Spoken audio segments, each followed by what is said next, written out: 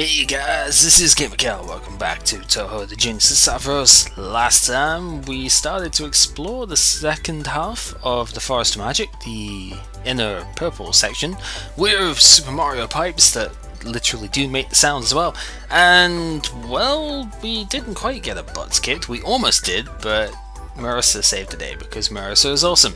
So I was looking at my records and we actually have killed over 2,500 yokai now, which means, if I have this right, we should indeed get something from Akio for doing so. So I think the next one, is it at 5,000 or is it at just 10,000 the next one? We do have some extra stuff here, but yeah, it's an instant beyond imagination, blah blah blah. We have some new recipes to get, so fences, lances, barbarian, shields, you can probably imagine what they're going to do. And then we have lightweight armor, Crimson Lotus, Pale Arboreal. These are elemental defense robes, as well as heavyweight versions of the same stuff. And then we have the Cute Soul, which is something I definitely want to make, and level 2 curtains, which we won't be able to make, and a lucky hat, which is good. And we finally get the recipes for making the crystals, as well as gold, which is cool. So with that, just before we go any further, we'll quickly show these recipes off, so that if anybody is interested, then you know what we can do.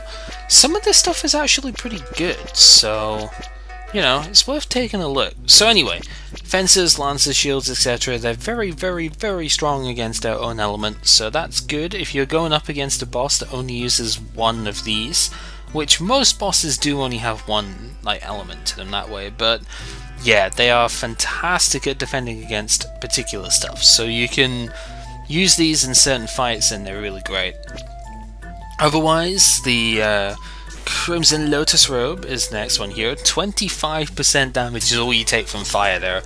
This is actually really good, and I'm tempted to make one of these for patchouli, but I don't know. They do take the crystals obviously, but if you use the earth one, this would actually be good for Satori, except it would kind of lower her bomb count and stuff, although I don't use bombs as Satori yet because I can't. But yeah, the poison damage is quite nice if you're still using poison art, which is a good skill. I just didn't have space for it really. But yeah, damage, 10% extra stuff that way. And then the other ones that we got were for heavyweights, so like Atog armor is very, very good against the element here. Whereas the previous one was only 25% resistant, and I did make the frozen plate for Moko. These ones are just incredibly strong for that. 140 defense, and they block almost all damage in that. That's 87.5% resistance right there. The strongest that you can get for that. So this is also tempting to make for Moko, because that's what I have right now, and I guess that would mean I wouldn't make her specific armor instead. Something to consider. Anyway, the next one, I need to get another Yokai Mountain Rock at some point because the Cute Soul is ridiculously good. Bombs plus 3 is a fantastic equipment to get. Obviously any commander will appreciate this, but low bomb characters like Moko can use this really well. Even Marissa can make good use of this so that she can spark more often in boss fights and stuff. It's possible to get Master Spark down to a 1-turn cooldown, so that's really cool. You know, you could use it with that.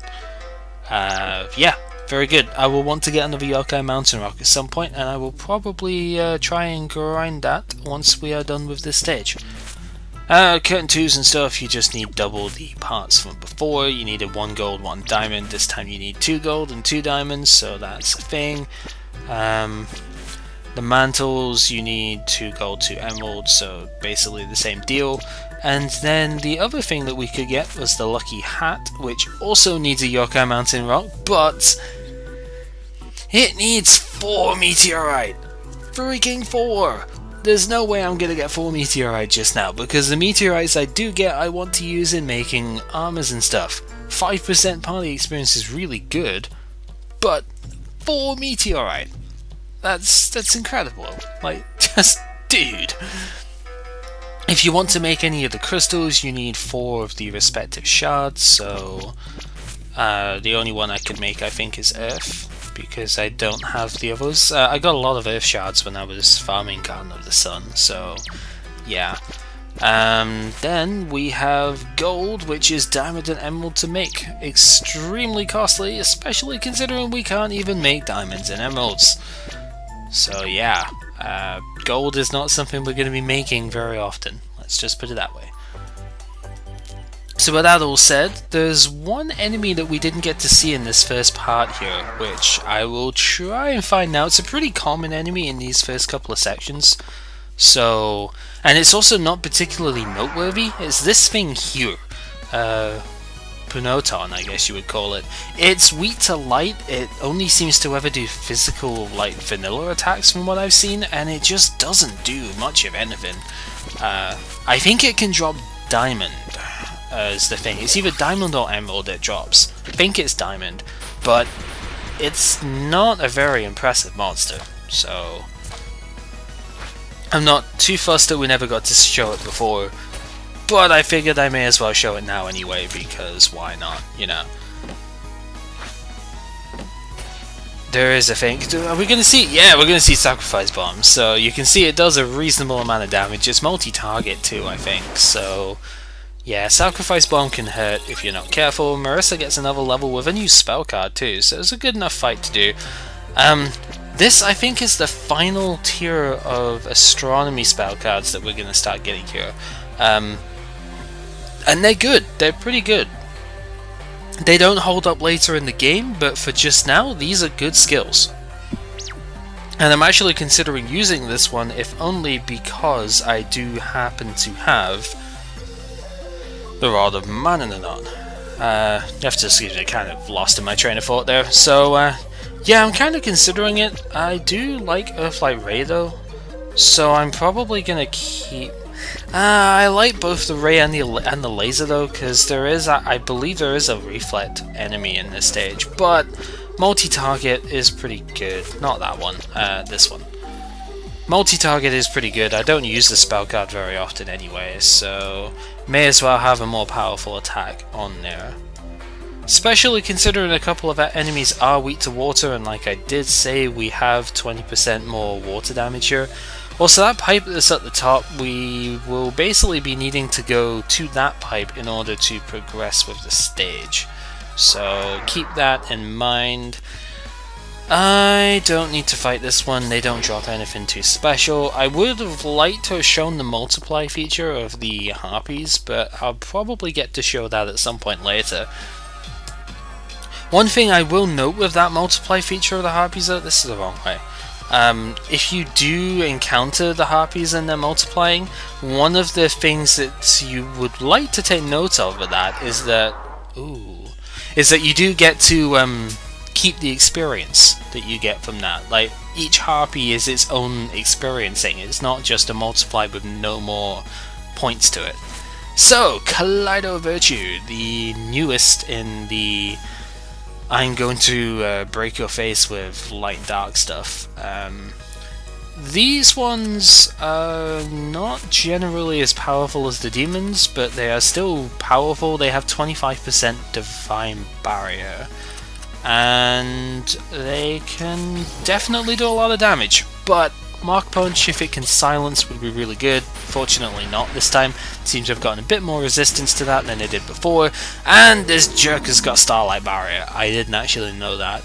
Guess it's kind of obvious, but yeah, Starlight Barrier nullifies one attack, so that sucks, but it's okay. Like, we didn't lose anything too valuable there, so that's okay. Shadow Burst would have been nice. There's the silence. So now Starlight Barrier can't get used. Nor can Photon Burst, which is nice, because that's a powerful move. Yeah.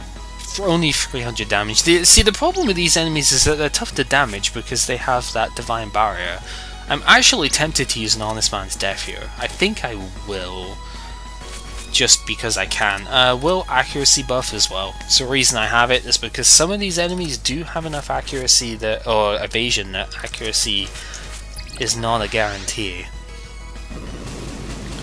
The other thing to note, I suppose, with this enemy in particular is that they will show up with other stuff later, of course, and that can be powerful, but you see it has a lot of experience just by itself, and Satori is now at the power level, if she wasn't before. I wasn't paying attention to that, so level 42 I think is the on-par level here. It's quite high, actually, considering most of my party isn't even in the 40s yet.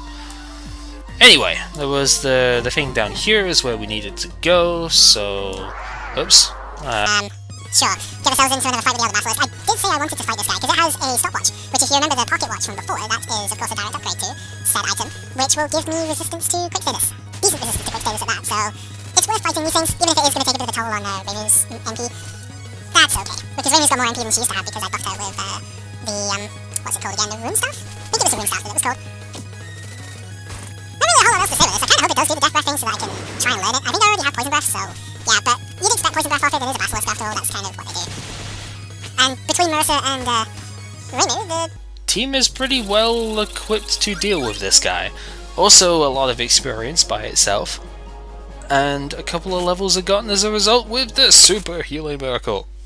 So which one am I using at the moment? I'm using Grand Healing. Super Healing is pretty much what you'd expect. Double the MP cost, a lot of power in the heal coming from that. Don't need it just now, but obviously later on we shall use that. I don't know how I didn't get in a fight there, but we're inevitably going to get into one as soon as this is done. So another couple of doors get opened, and there is a new enemy here, so that's fine. Deathbringer is just generally a slightly weaker antlion, I think. I think it can actually do more instant death moves though, so that's a thing. But it's weak to water, just like the previous enemies, so I think that's what I'm gonna just use here at absolute zero.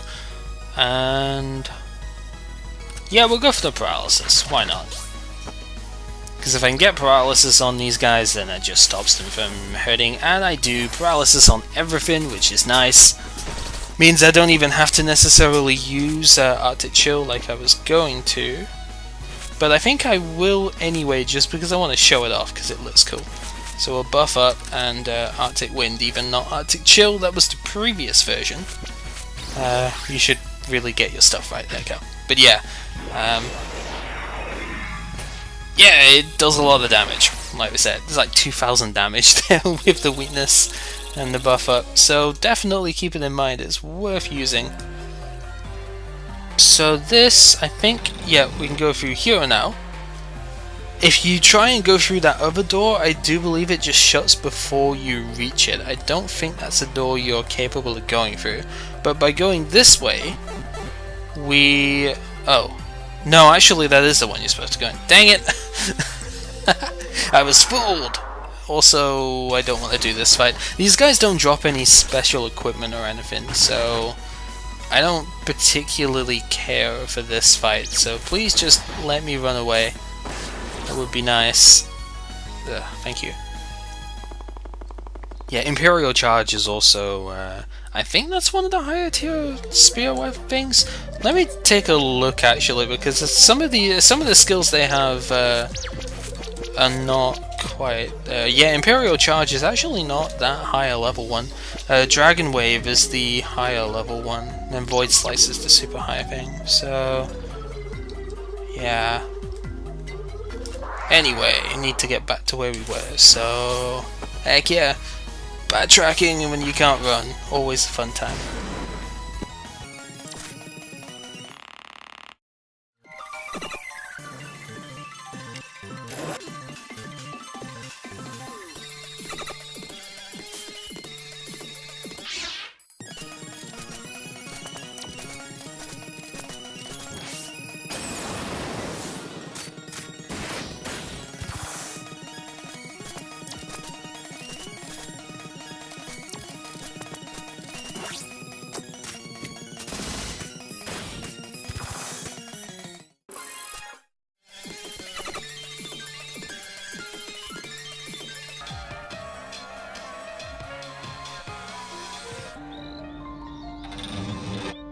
Okay, so that's what happens if you try and go through a door down below.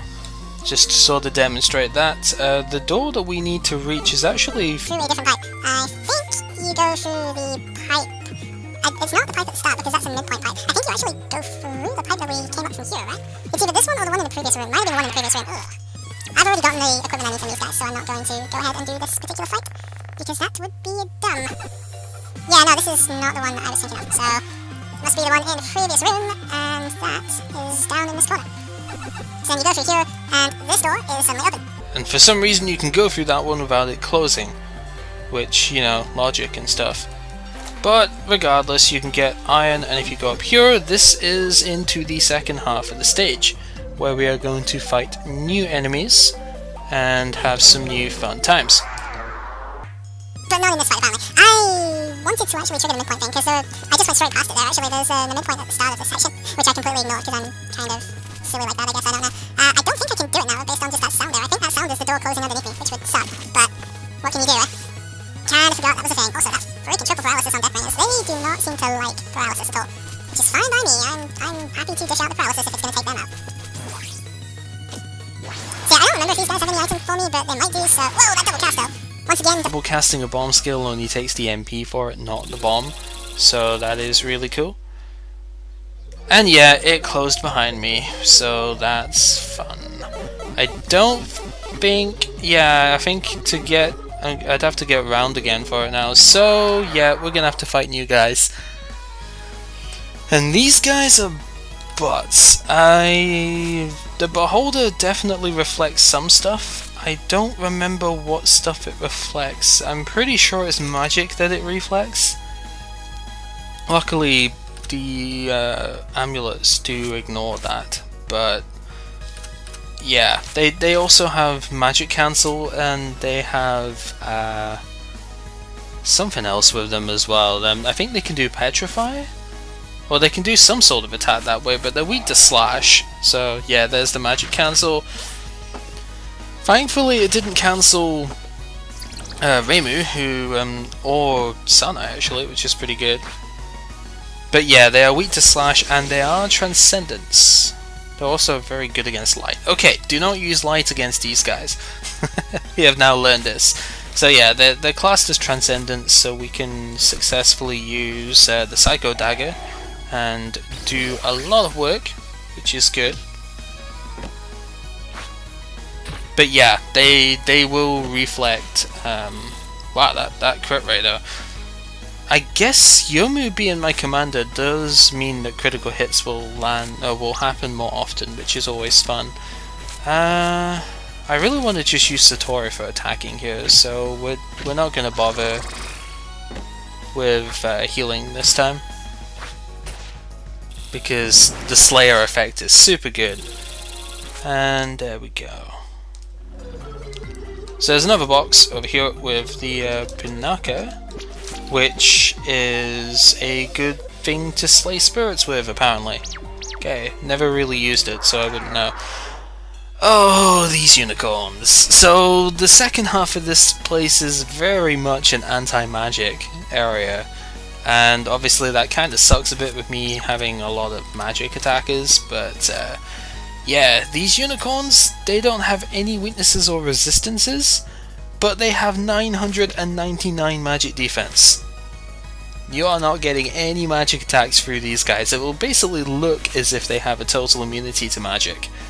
But they have 0 physical defense, which means that Pachuli's tentacle attack should work pretty well against him, if I remember rightly.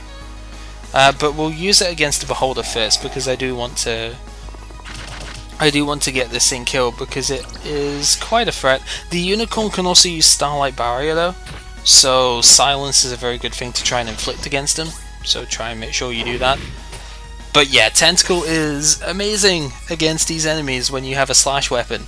They don't have a lot of defense, and they just get completely wrecked by slash based skills. So, you know, because they're weak to slash. So yeah, that's Tentacle is really good here. There's a good reason why I equipped this. So we'll just see how much damage it can do against these guys. They also, yeah, lightning is also quite good. for them. It's a strong... I don't remember if it's AoE or if it's multi-target. Might be like a pure space move, but either way it's a pretty strong attack that you don't really want to be getting hit by, so do try not to leave yourself open to that. But Moko and her silence is very, very good here. As you would probably expect from the Forest of Magic, silence is a very, very good thing to be able to use, to the point where Satori casting her silence skill might not actually be a bad call, because it is just that sort of powerful. Anyway, there were more boxes over this side, so let's go ahead and grab that. With a meteorite, finally, so we can use that. This fight is not particularly interesting, so... Yes, I'm running from the fight because it's boring, that's the thing. Also, a ribbon, which if you have ever played Final Fantasy stuff, you will probably recognize that straight away. Oh, this is not a fun set of enemies. But the Beholder and actually the Dryad as well both have an item that I want, so I'm still going to do this fight. It just isn't going to be super fun to do so. Well, light is not really going to do very much against any of the enemies here, so that's fine. We'll try and use a fire attack on the Dryad, obviously, and Tentacle one-shot the Beholder last time, so let's see if it does it again. The Slayer plus the weakness plus the low defense aspect of them seems to work out very well. Double cast kind of helps. Nurse is running a bit low on MP now because of that double cast about to chill, but yeah, Satori's going to run low too as well at this rate because it does, it takes a lot to use that Tentacle skill, and, well, that's just how it kind of goes. I'm going to actually heal with Amy this turn, I think, because we are looking a little bit worse for wear. Physical attack buff, and yeah, I think Javelin on Sparkler should be okay. Because yeah, he's... I guess I'm not going to heal this turn. Well, crap. It's alright, because if I just make sure Satori is healed, then Javelin can finish this guy off. Didn't get the drop, so I was after, but it's okay, because we do need the experience anyway. Wow, I didn't finish it. That's to you, guy. okay. Well, regardless, we actually got a level up too, as well as another power, so that's cool. And is there any more stuffs here? Well, there's another pathway up here. Okay. I forget where this goes. I saw the silver key there as well, actually, so let's go ahead and grab that real quick and get ourselves into another fight. I'm running really low on MP, and that is a big concern. I don't know exactly how I'm going to go around that, but we shall find a way. Let's not accuracy buff as well as buff. 12 MP is a lot in one go, but yeah, we can still do that, and then... well, good job, Moko's attack is physical, not magic. So Flying Phoenix obviously has a fire element, which is why I want to use it here, and actually put silence on the other dude. That was kind of funny. Can I get away with basically just, well, healing with Raymond, but just basic physical attacking from here on out? Because I would really rather... Oh, yeah, if I get Petrifies. Yeah, I would really rather not use any more magic here if I can help it. So let's see if we can just petrify the tree here as well. That's actually funny that you can do that. I actually didn't expect that, like, at all. Yeah, sure, we'll stand up as well. Why not? I don't remember how many more rooms there are to this place, though, but if I can get the midpoint here, or it's basically a midpoint, but if I could get back to the start, then I probably will just end at that, because I know there are maybe 3 more rooms in there. Yes, but you have to go through an underground section, I think, to finish the stage, if I remember correctly. So if I can just leave here... Yeah, that would be great. So you can see 1 or 2 of the overworld enemies do start coming underground as well, so that is a thing to behold. We're probably going to actually see what the Deathbringers do here, because I don't really have the MP to stave this off. This is where I should probably put MP Drain on Mercer, like get 3 points into her like staff tree, but it wouldn't really solve the problem for everyone else, so yeah. I'm going to save Phoenix Resurrection for a better turn, I think, because I'm basically just going to blitz these as much as possible with Rainbow here. Super heal, Mogo... I'm going to have to use some magic, I think, for this, because I can't just go without using anything, because they have too much HP for that. Oh, Petrify can work on these guys too, that's brilliant, okay. Again, I'm not really used to having Petrify as a thing. I don't normally use the knives, and yeah, the skill itself is just, it's cool. Being able to actually inflict that is a really nice thing for Satori to have, because her induction is just naturally very high. So, also, Petrify cannot be overridden with other status conditions. So once you petrify something, you do not have to worry about Moko overwriting it with silence. It can't happen. No. Or, what is it that Sunai can do again? Is it Charm that Sunai does? No, Great Confusion. You can't overwrite it with that either. Oh, so here, where are we now? If I can't actually go down because that path is blocked. Okay. So what if I actually go back round again now? Can I go through there? I am not fighting 2 of you, I'm afraid. I don't have enough MP on Satori to justify this. I could switch Commander to Byakuran, and get MP back that way, but that would take quite a while. So, oh, there are so many enemies in this place. Ugh, this is nasty. Also, destruction beam hits. I can't run away from one enemy, are you serious? Like, I should really just fight it and take it down, but ugh. I don't want to do that. Oh, bollocks, I forgot this guy even existed here. So, Giant Tree Man, also known as Ent, has an item that I want, so I do want to try and do this. It's very weak to fire, as you would expect. I don't think it takes a whole lot of damage from light, but I'm going to try it anyway. It could do Thornbind, I think. I don't remember what other status it can do. I guess I'm going to have to use Extreme Heat, and Marissa's basically just going to be out of MP at this point. But yeah, it's a giant tree with a third eye, because why not? It actually can get petrified. Well, okay then. Apparently all trees can get turned to stone, because that makes total sense. Well, there's no point in using any more magic at this stage. It has about 4,000 HP though, so this is probably going to take a while, but petrifying never wears off, so there's no reason for me to do anything else here. I guess I could attack buff with Suneye, but that would take even more MP that I just don't have right now. So super ultra speed up time go, I suppose. And yeah, we'll deal with it as we go. Well, yeah, but I'll also use the mind control because I do need to use these, as I've said before, for Orin to give us a formation. Not Orin, Oki to give us a formation later. So yeah, it's really been the perfect time to have had MP drain on Marissa, but whatever. Yeah, I realise this is not super entertaining and stuff that way, but there is no reason for me to do anything else in my current position. Like, sure, I could hit it with Marissa, but then Marissa's completely out of MP. So, yeah. Gives a lot of experience, and it did give a power level as well, which is good, and that is always fun. Whoa, that's a lot of dudes. That's 7 enemies. Yikes. Even if they're not super impressive enemies, that's still quite a lot. That would be something I would just use all target moves and just screw everything with. No, can't get through here still. Great. Okay, so I have to just keep going.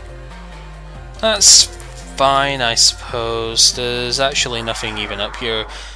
Plus, these guys can show up with multiple enemies, which is great, right? You know, that just makes total sense in our current predicament. This, I think, would be where you would consider switching your party around. You do have 12 characters for a good reason, and I could switch which characters I'm using, but we're not too far away from the end of the stage here, so I'm just gonna run from the fights and roll with it. In fact, if you really want to do that, the way you would want to do it is using the Sonic Stream, like I've said before. Your defense is super low here, but your speed is so much quicker. Oh man. You know I'm gonna fight this guy anyway.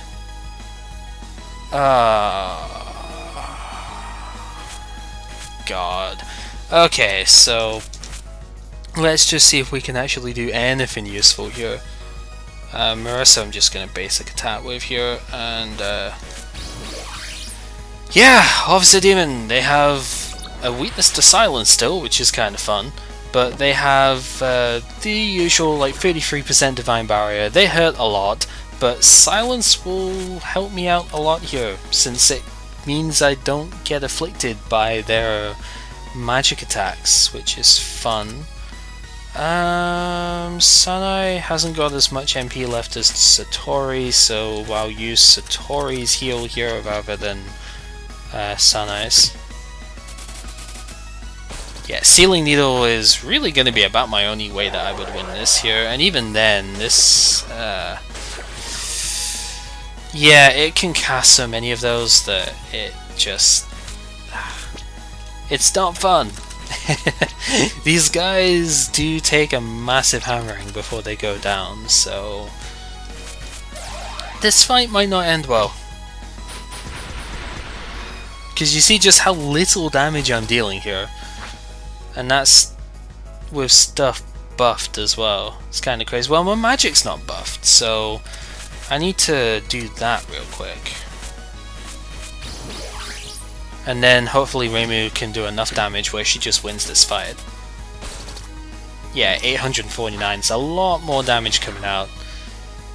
And then the silence just wrecked it here. It did so much damage to it and denied it so many turns that this demon just didn't really get a chance to do much. But it isn't over, and it still has enough HP where it could be a big threat, because all it takes is one proper turn and it's not silenced anymore. So there we go. Okay, took it down. That's all that was needed.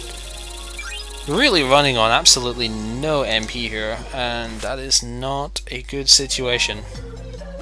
How do I even proceed from here? I often find that I do get stuck like this in this stage. It's kind of annoying, actually. I think I'm supposed to go the other way around here, because there was another door down the bottom this way. And that leads to a pipe which will probably give me a different outlook on everything here. We got an art of war, that's pretty good. Not finding these. I'm just going to not do any more fights from here because I do have the formation for running away. And yeah, this will give us a different outlook so that we can finally trigger... What? Can't run away? You serious? I have the formation that's designed for running away. You're telling me I can't do that? Nuts to you. Yeah, this is right back at the start where we trigger a door. There's a box there. I'm not going to get that box until next time because I need to heal. And this part's been going on for way too long as it is. So, this has been GamerCow playing Touhou, the Genius of Savros. And next time we'll finish off the Forest of Magic 2. And probably just take out all the enemies as well, because there aren't enough screens left in this place to really justify having a separate part. I would have liked to have gotten to that point a bit earlier, but I didn't remember exactly where I was going to do so. So yeah, it's a bit unfortunate, but hey, that's how it goes. So yeah, next time we'll finish this off, take out the enemies, and then go ahead and yeah, see what lies ahead for us.